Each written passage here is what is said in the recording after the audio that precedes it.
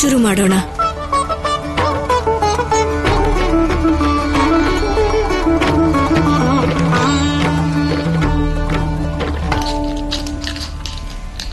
ಈಗ ಇದೇ ಪಗಡೆ ಆಟ ನಿಮ್ಗೆ ಎಲ್ಲವನ್ನೂ ನೆನಪು ಮಾಡುತ್ತೆ ಮಹಾದೇವ.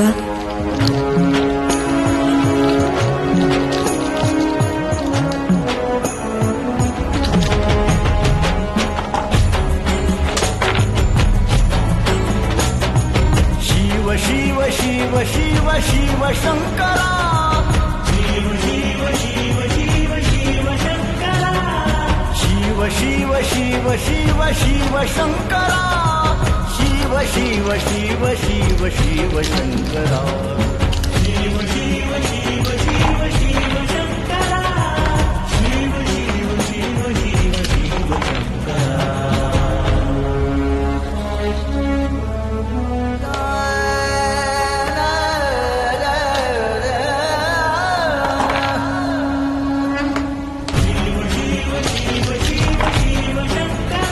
ಈ ಆಟ ಅಂತೂ ತುಂಬಾ ಚೆನ್ನಾಗಿದೆ ದೇವಿ.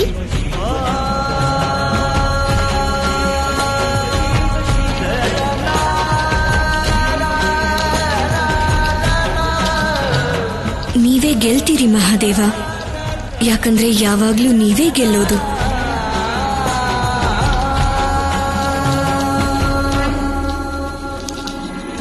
ಶಿವನೇ ಕೈಲಾಸವಾಸಿ ಧವಳಾಧಾರೆಗಳ ರಾಜ, ಶಂಕರ ಸಂಕಟ ಹರಿಸೋ, ಶಂಕರ ಸಂಕಟ ಹರಿಸೋ. ಶಿವನೇ ಕೈಲಾಸವಾಸಿ ಹೇಳಿ ಮಹಾದೇವ, ಈ ಸಲ ಗೆಲುವು ಯಾರ್ದಾಗತ್ತೆ? ನೀನ್ ಯಾರ್ ಗೆಲುವನ್ನ ಬಯಸ್ತೀಯೋ ಅವರದು. ಹಾಗಾದ್ರೆ ಈ ಸಲ ಗೆಲ್ಲೋದು ನಾನೇ. ನೀನ್ ಗೆದ್ರೆ ನನಗೆ ಹೆಮ್ಮೆ ಆಗತ್ತೆ ಪಾರ್ವತಿ. ಸಂಕಟ ಹರಿಸೋ.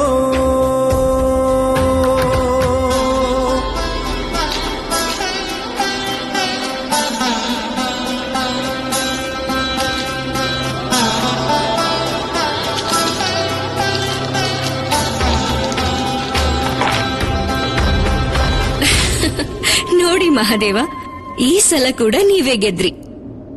ಗೆಲುವು ಮನಸ್ಸಿನ ಭಾವನೆಯ ಪರಿಣಾಮ ಅಷ್ಟೇ ಪಾರ್ವತಿ. ನಿನ್ನ ಮನಸ್ಸಲ್ಲಂತೂ ನಾನೇ ಗೆಲ್ಬೇಕು ಅಂತಿರುತ್ತೆ. ಅದಕ್ಕೆ ನಾನೇ ಯಾವಾಗ್ಲೂ ಗೆಲ್ಲೋದು. ಭಾವನೆ ಬದಲಾಯಿಸ್ಕೋ, ಫಲಿತಾಂಶನೂ ಬದಲಾಗತ್ತೆ. ಇಲ್ಲ ಇಲ್ಲ ಮಹಾದೇವ, ನಾನ್ ನನ್ನ ಭಾವನೆಯನ್ನು ಬದಲಾಯಿಸ್ಕೊಳಲ್ಲ. ನಿಮ್ಮ ಗೆಲುವಲ್ಲೇ ನನ್ನ ಗೆಲುವು ಇರೋದು. ಅದಕ್ಕೋಸ್ಕರನೇ ನನ್ ಪ್ರತಿ ಸಲ ಸೋತ್ರು ಕೂಡ ನಾನೇ ಗೆದ್ದಿದ್ದೀನೇನೋ ಅಂತ ನನಗನ್ಸುತ್ತೆ.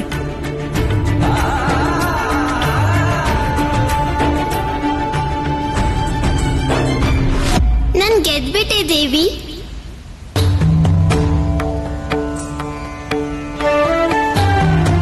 ಹಾ, ಯಾಕಂದ್ರೆ ಯಾವಾಗ್ಲೂ ನೀವೇ ಗೆಲ್ತಾ ಬಂದಿರೋದು. ಯಾವಾಗ್ಲೂ ನಾನೇ ಗೆಲ್ಲೋದಾ? ಹೌದು, ನೆನಪು ಮಾಡ್ಕೊಳ್ಳಿ.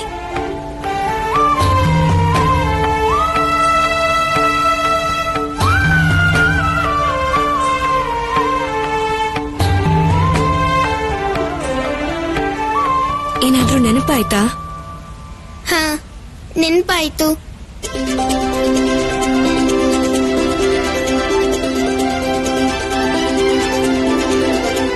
ಏನು? ಏನಂದ್ರೆ ಈ ಆಟನ ನಾನು ಇದಕ್ಕೂ ಮುಂಚೆ ಆಡೇ ಇರ್ಲಿಲ್ಲ, ಮತ್ತೆ ಯಾವತ್ತೂ ನೋಡೂ ಇರ್ಲಿಲ್ಲ.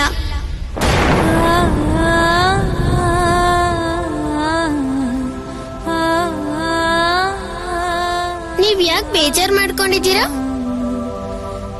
ಇಲ್ಲ, ಇಲ್ವಲ್ಲ.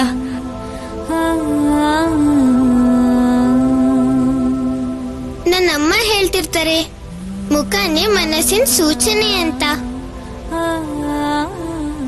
ನಾನ್ ಹೇಳ ನೀವ್ ಯಾಕೆ ಬೇಜಾರಲ್ಲಿದ್ದೀರಾ ಅಂತ? ಯಾಕೆ? ಯಾಕಂದ್ರೆ ನಿಮ್ಗೆ ಯಾರು ಗೆಳೆಯರೇ ಇಲ್ಲ. ಮತ್ತೆ ಗೆಳೆಯರೇ ಜೀವನದ ಒಂದು ಭಾಗ ಆಗ್ತಾರೆ ಅಲ್ವಾ? ಯಾರನ್ನಾದ್ರೂ ಗೆಳೆಯರನ್ನಾಗಿ ಮಾಡ್ಕೊಳ್ಳಿ. ನೀವು ನನ್ ಗೆಳೆಯ ಆಗ್ತೀರಾ? ನಾನ್ ಗೆಳೆಯ ಆಗೋದ್ರಿಂದ ನಿಮ್ ಮನಸ್ಸಿಗೆ ಸಂತೋಷ ಆಗೋದಾದ್ರೆ ಖಂಡಿತ ಆಗ್ತೀನಿ.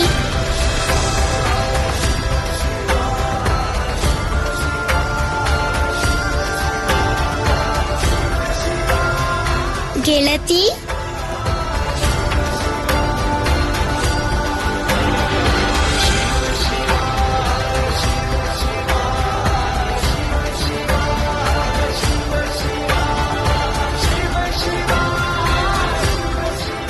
ನನ್ನನ್ನ ಗೆಳತಿ ಅಂತ ಕರೆದು ನನ್ ಮನಸ್ಸಿಗೆ ತುಂಬಾ ಸಂತೋಷ ಆಗೋ ಹಾಗೆ ಮಾಡಿದ್ದೀರಾ.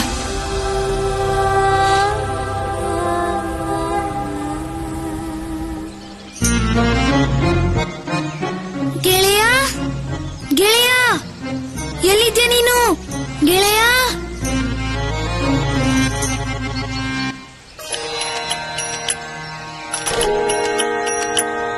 ಈ ಪರಿಮಳ ಆ ಮನೆಯಿಂದನೇ ಬರ್ತಾ ಇದೆ. ಗೆಳೆಯನ್ ಹುಡುಕೊಂಡು ಹೋಗ್ತೀನಿ. ಗೆಳೆಯ ಸಿಕ್ಕಿದ್ರೆ ಸರಿ, ಇಲ್ಲ ಅಂದ್ರೆ ಹೊಟ್ಟೆಗೆ ಊಟ ಸಿಗುತ್ತಲ್ವಾ?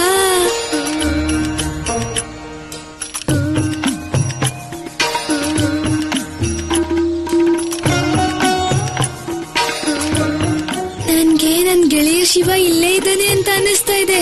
ನೋಡ್ಕೊಂಡ್ ಬರ್ತೀನಿ. ಊಟನೂ ಆಗುತ್ತೆ, ಅವನು ಸಿಗ್ತಾನೆ.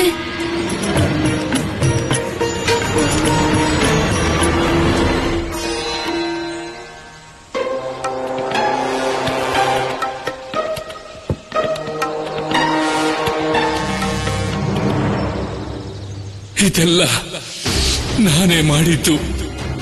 ನಾನೇ ಋಷಿ ಭೃಂಗಿಗೆ ಈಶ್ವರ ಪಾರ್ವತಿ ಅರ್ಧನಾರೀಶ್ವರ ರೂಪಕ್ಕೆ ತೊಂದರೆ ಕೊಡೋದಕ್ಕೆ ಪ್ರೇರೇಪಣೆ ಕೊಟ್ಟೆ. ನಾನು ನಿನ್ನ ಮಾತೆ ಸರಸ್ವತಿ. ನಿನಗೆ ಶಾಪ ಕೊಡ್ತಾ ಇದ್ದೀನಿ. ನೀನು ಭೂಮಿ ಮೇಲೆ ಒಬ್ಬ ಮೂರ್ಖ ಬಾಲಕನಾಗಿ ಜನ್ಮ ಪಡಿ. ಇದೇ ನನ್ನ ಶಾಪ.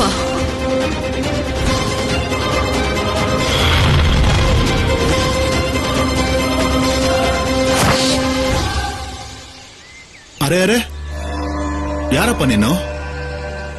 ಎಲ್ಲಿ ಹೋಗ್ತಾ ಇದೀಯಾ? ನಾನು ನನ್ ಗೆಳೆಯ ಶಿವನ್ ನೋಡಕ್ ಹೋಗ್ತಾ ಇದ್ದೀನಿ. ಈ ಪುಣ್ಯಾತ್ಮ ಇಲ್ಲಿಗೂ ಬಂದಿದಾನ? ಇವನನ್ನ ಹೇಗಾದ್ರೂ ನಮ್ಮ ಪ್ರಭುಗಳು ಮತ್ತು ಮಾತೆಯಿಂದ ದೂರ ಇಡಬೇಕು. ಇಲ್ಲದೆ ಇದ್ರೆ ಇವನಿಲ್ಲೂ ಕೂಡ ಮಾತೆ ಮತ್ತು ಪ್ರಭುಗಳು ಒಟ್ಟಿಗಿರೋದಕ್ಕೆ ಅಡ್ಡಿ ಮಾಡ್ಬಿಡ್ತಾನೆ. ದಾರಿ ಬಿಡಿ, ನಾನು ನನ್ ಗೆಳೆಯ ಶಿವನ್ ಹತ್ರ ಹೋಗ್ಲೇಬೇಕು. ನೀನಲ್ಲಿಗೆ ಹೋಗೋ ಆಗಿಲ್ಲ. ನಾನ್ ಯಾಕೆ ನನ್ ಗೆಳೆಯ ಶಿವನ್ ಹತ್ರ ಹೋಗ್ಬಾರ್ದು? ಯಾಕಂದ್ರೆ ನಿನ್ನ ಅವಶ್ಯಕತೆ ಅವ್ರಿಗಿಲ್ಲ. ಅವ್ರೀಗ ನನ್ನ ಮಾತೆನ ಅವರ ಹೊಸ ಸ್ನೇಹಿತರಾಗಿ ಮಾಡ್ಕೊಂಡಿದ್ದಾರೆ. ಸುಳ್ಳು ಹೇಳ್ತಾ ಇದ್ದೀರಾ ನೀವು. ಹಾಗಾಗೋಕ್ ಸಾಧ್ಯನೇ ಇಲ್ಲ. ಅರೆ, ನಾನ್ ಸತ್ಯ ಹೇಳ್ತಾ ಇದ್ದೀನಿ. ನಾನ್ ಇಷ್ಟೆಲ್ಲ ಹೇಳ್ತಾ ಇದ್ದೀನಿ, ನಿನ್ಗೆ ಅರ್ಥ ಆಗ್ತಿಲ್ವಾ? ಈಗ ಹೊರಡು ಇಲ್ಲಿಂದ. ನಾನ್ ಹೋಗೋದಿಲ್ಲ. ಗೆಳೆಯ ಶಿವ, ಗೆಳೆಯ ಶಿವ, ಗೆಳೆಯ ಶಿವ, ಗೆಳೆಯ ಶಿವ.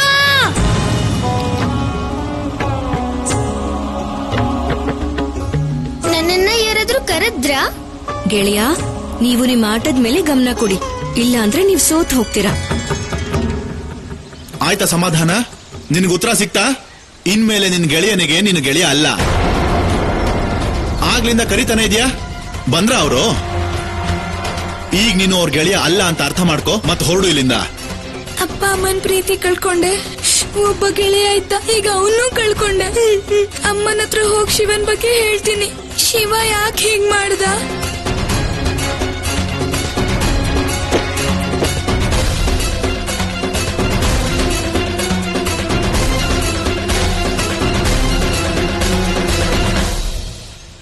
ಮಾತೆ ಮತ್ತು ಪ್ರಭುಗಳ ಮಧ್ಯೆ ಇದ್ದ ಮುಳ್ಳು ಈಗ ದೂರ ಆಯ್ತು.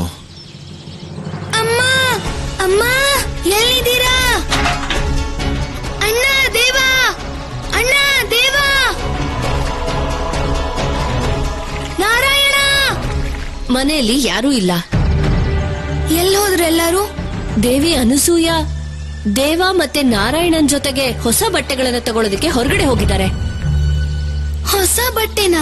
ಬರೀ ದೇವ ಮತ್ತೆ ನಾರಾಯಣಂಗ್ ಮಾತ್ರನಾ? ಹಾ, ಯಾಕೆ ಅಂದ್ರೆ ಶಿವ ಹಾಕೋ ಬಟ್ಟೆಗಳು ಹೊರಗಡೆ ಎಲ್ಲೂ ಸಿಗಲ್ವಲ್ಲ.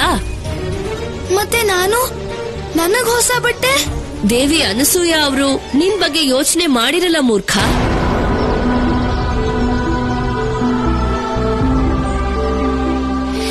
ಇಲ್ಲ, ಅವಶ್ಯಕತೆ ಯಾರಿಗೂ ಇಲ್ಲ, ಶಿವಂಗೂ ಇಲ್ಲ, ಅಮ್ಮಂಗೂ ಇಲ್ಲ. ನಾನ್ ನಿನ್ ಮೇಲಿಂದ ಇಲ್ಲಿರೋದಿಲ್ಲ. ನಾ ಹೊರಟು ಹೋಗ್ತೇನೆ ಇಲ್ಲಿಂದ. ನಾನ್ ನಮ್ಮ ಅಪ್ಪ ಅಮ್ಮನ್ ಹುಡುಕ್ತೀನಿ. ನಾನು ಅವ್ರ ಜೊತೆಲೇ ಇರ್ತೀನಿ.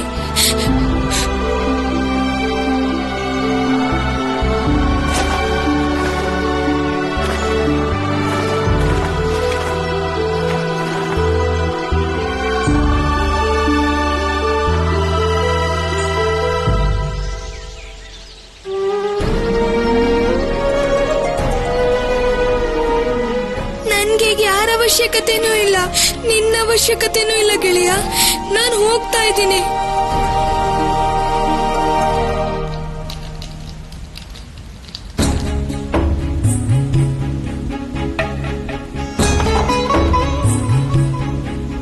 ಗೆಳೆಯ, ನನ್ನಿಂದ ಒಂದ್ ತಪ್ಪಾಗಿ ಹೋಗಿದೆ. ಅಂತ ತಪ್ಪು ಏನಾಯ್ತು? ಆಟದ ಸಂಭ್ರಮದಲ್ಲಿ ನಾನು ನಿಮ್ಗೆ ಊಟನೇ ಕೊಡ್ಲಿಲ್ಲ. ನಿಮಗ್ ಹಸ್ವಾಗಿದ್ಯಾ ಅಂತ ನಾನು ಕೇಳಲೂ ಇಲ್ಲ. ನನ್ ಸ್ನೇಹಿತ ಮೂರ್ಖ ಇಲ್ಲಿದ್ದಿದ್ರೆ ನಿಮ್ ತಪ್ಪಿಗೆ ಕ್ಷಮೆನೇ ಸಿಗ್ತಾ ಇರ್ಲಿಲ್ಲ. ಆದ್ರೆ ನೀವೇನು ಚಿಂತೆ ಮಾಡೋ ಅವಶ್ಯಕತೆ ಇಲ್ಲ. ಭೋಜನ ಇದ್ರೂ ಪರವಾಗಿಲ್ಲ, ಇಲ್ದೇ ಇದ್ರೂ ಪರವಾಗಿಲ್ಲ. ನೀವೆಷ್ಟು ಒಳ್ಳೆಯವರು. ನಾನ್ ತಪ್ಪು ಮಾಡಿದ್ರು ತಪ್ಪೇ ಅಲ್ಲ ಅಂತಿದ್ದೀರಾ. ಬನ್ನಿ ಊಟ ಮಾಡೋಣ.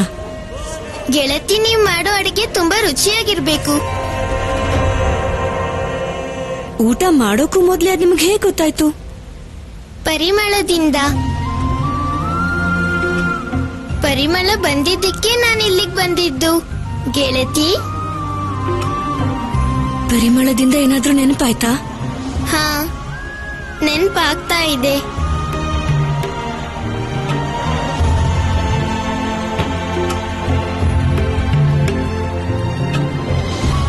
ಯಾಕೋ ಈ ಪರಿಮಳದ ಪರಿಚಯ ಇರೋ ತರ ಇದೆ.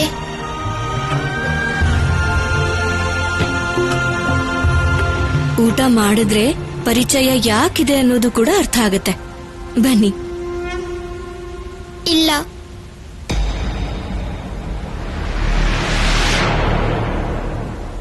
ನಾನು ನಿಮ್ಮನೇಲಿ ಊಟ ಮಾಡೋಕ್ ಆಗೋದಿಲ್ಲ ಗೆಳತಿ. ಯಾಕೆ? ಯಾಕಂದ್ರೆ ಅಮ್ಮನ ಆಜ್ಞೆ ಇಲ್ಲ. ನನ್ನ ಅಮ್ಮ ನನ್ಗೆ ಆಜ್ಞೆ ಕೊಡೋವರೆಗೂ ನಾನು ನಿಮ್ಮನೇಲಿ ಊಟ ಮಾಡೋದಿಲ್ಲ ಗೆಳತಿ.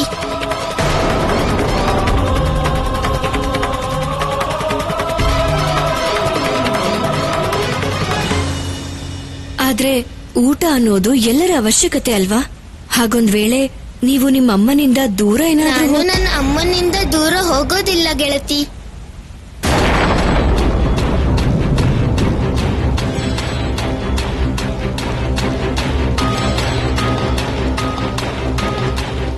ಸರಿ ಆಯ್ತು. ಒಂದ್ ವೇಳೆ ನೀವು ಕಾಡಲ್ಲಿ ಏನಾದ್ರೂ ಇದ್ರೆ ಅಲ್ಲಿ ಕೂಡ ನೀವು ಗೆಡ್ಡೆ ಗೆಣಸು ತಿನ್ನೋದಕ್ಕೂ ಅಲ್ಲೂ ಕೂಡ ನಾನು ನನ್ನ ಅಮ್ಮನ ಆಜ್ಞೆ ಇಲ್ದೆ ನಾನು ಏನೂ ಸೇವಿಸೋದಿಲ್ಲ.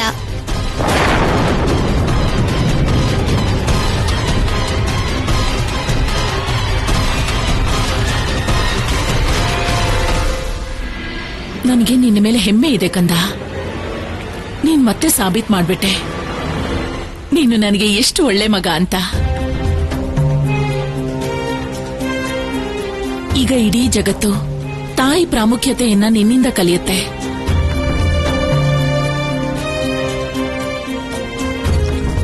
ನೀವ್ ಬಂದಿದ್ದು ಒಳ್ಳೇದೇ ಆಯ್ತು. ನಿಮ್ ಅನುಮತಿ ಇಲ್ದೆ ಇವರು ಇಲ್ಲಿ ಊಟ ಮಾಡೋದಿಲ್ಲ ಅಂತಿದ್ರು. ಇವ್ರಿಗೆ ಅನುಮತಿ ಕೊಡಿ ಅಂತ ನಿಮ್ಮನ್ನ ಕೇಳ್ಕೊತೀನಿ. ಆಗ ನಮ್ಮ ಮನೆ ಅಡಿಗೆ ಕತೆ ಏನು ದೇವಿ ಪಾರ್ವತಿ? ಅದು ಉಳಿದು ಹೋಗುತ್ತಲ್ವಾ? ಇವನು ಇನ್ಯಾವತ್ತಾದ್ರೂ ಊಟಕ್ಕೆ ಬರ್ತಾನೆ. ಈಗ ಇವನ್ನ ಕರ್ಕೊಂಡು ಹೋಗ್ತೀನಿ. ಅಮ್ಮ, ನೀವ್ ಎಲ್ಲಿಗಾದ್ರೂ ಹೋಗಿದ್ರಾ? ಹೌದು, ನಿಮ್ಗೆಲ್ಲ ಬಟ್ಟೆ ತರಕ್ ಹೋಗಿದ್ದೆ. ಮನೆಗೆ ಹೋಗ್ತಿದ್ದೆ. ಯಾಕೋ ಗೊತ್ತಿಲ್ಲ, ನನ್ಗನ್ನಿಸ್ತು ನೀನ್ ಇಲ್ಲೇ ಇರ್ತೀಯ ಅಂತ. ಅದಕ್ಕೆ ಬಂದೆ. ದೇವಿ ಪಾರ್ವತಿ, ತಾಯಿ ಮಗನ ಮಧ್ಯೆ ಇದೇ ಪವಿತ್ರವಾದ ಸಂಬಂಧ. ಇಲ್ಲಿ ಸಂಪರ್ಕಕ್ಕೆ ಯಾವುದೇ ಹೊರಗಿನ ಮಾಧ್ಯಮ ಇಲ್ಲದೆ ಇದ್ರೂ ಒಂದು ಮಾಧ್ಯಮ ಇದ್ದೇ ಇದೆ. ಅದು ಕೇವಲ ಹೃದಯದ ಭಾವನೆಗಳದು.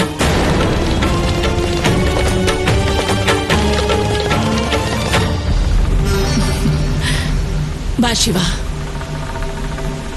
ನಿಮ್ ಮನೇಲಿ ಊಟ ಮಾಡದೆ ಇದ್ದಿದ್ದಕ್ಕೆ ನನ್ನನ್ನ ಕ್ಷಮಿಸಿ ಗೆಳತಿ.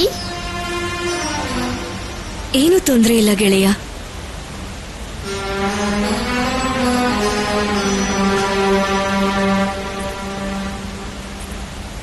ಇದಿನ್ನೂ ಆರಂಭ ಅಷ್ಟೇ.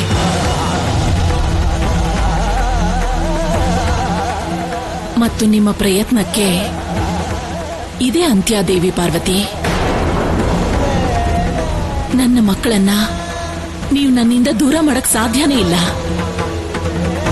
ಅದರಲ್ಲೂ ಶಿವನನ್ನ ಖಂಡಿತ ಇಲ್ಲ.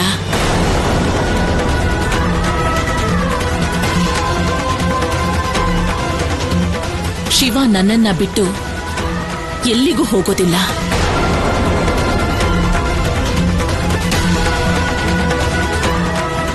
ನನ್ನ ಮತ್ತು ನನ್ನ ಶಿವನ ಪವಿತ್ರ ಬಂಧನನ ದೂರ ಮಾಡೋ ನಿಮ್ಮ ಈ ಪ್ರಯತ್ನ ವ್ಯರ್ಥ ದೇವಿ ಪಾರ್ವತಿ.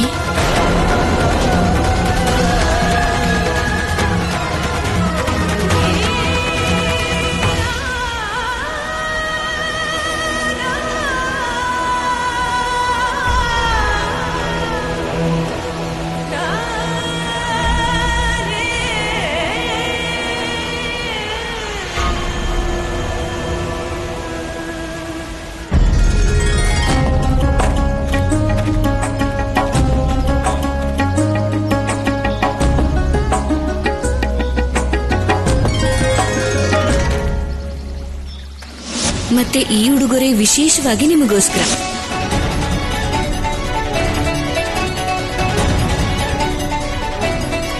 ನಿಮ್ ಮನೇಲಿ ಊಟ ಮಾಡದೆ ಇದ್ದಿದ್ದಕ್ಕೆ ನನ್ನನ್ನ ಕ್ಷಮಿಸಿ ಗೆಳತಿ. ಏನು ತೊಂದರೆ ಇಲ್ಲ ಗೆಳೆಯ. ಇದಿನ್ನೂ ಆರಂಭ ಅಷ್ಟೇ.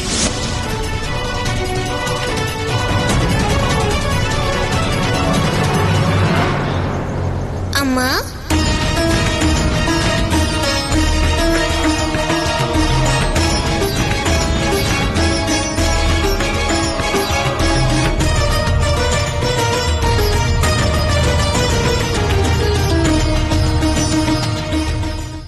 ನನ್ನಮ್ಮ ಏನೋ ಚಿಂತೆಲಿರೋ ಹಾಗಿದೆ.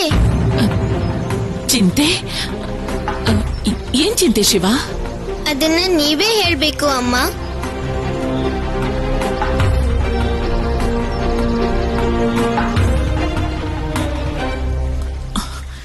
ಇದು ಸತ್ಯ ಶಿವ. ನಿನ್ನ ಈ ಅಮ್ಮ ನಿಜವಾಗ್ಲೂ ಬಹಳ ದೊಡ್ಡ ಚಿಂತೆಯಲ್ಲಿದ್ದಾಳೆ. ಯಾವಾಗ್ಲೂ ಭಯ ಆಗ್ತಾ ಇರತ್ತೆ, ನಿಮ್ಮೂವರನ್ನು ಎಲ್ಲಿ ಕಳ್ಕೊಂಡ್ ಬಿಡ್ತೀನೋ ಅಂತ. ಯಾರಾದ್ರೂ ನಿಮ್ಮನ್ನ ನನ್ನಿಂದ ದೂರ ಮಾಡ್ಬಿಟ್ರೆ? ಅಮ್ಮ, ನಾವು ನಮ್ ಪ್ರಿಯವಾದ ವಸ್ತುನ ಹೊರಗಡೆ ಹುಡುಕ್ತಿರ್ಬೇಕಾದ್ರೆ ಅದು ಎಲ್ಲಿ ಕಳ್ದೋಗುತ್ತೆ ಅನ್ನೋ ಭಯ ಯಾವಾಗ್ಲೂ ಇದ್ದೇ ಇರುತ್ತೆ. ಆದ್ರೆ ಅದೇ ವಸ್ತು ನಿಮ್ ಜೊತೆಲೇ ಇದ್ರೆ ಅದನ್ನ ನಿಮ್ಮಿಂದ ಯಾರೂ ತಗೊಳಕ್ ಸಾಧ್ಯ ಇಲ್ಲ ಅಮ್ಮ. ಅಮ್ಮನ ಹೃದಯ ಮಕ್ಕಳ ಸಣ್ಣ ಸಣ್ಣ ಖುಷಿಯಲ್ಲೇ ಸಮಾಧಾನ ಪಡತಪ್ಪ. ಅದನ್ನ ಯಾವುದೇ ಬೇರೆ ಭಾವದಲ್ಲಿ ವ್ಯಕ್ತಪಡಿಸೋಕ್ ಸಾಧ್ಯ ಇಲ್ಲ.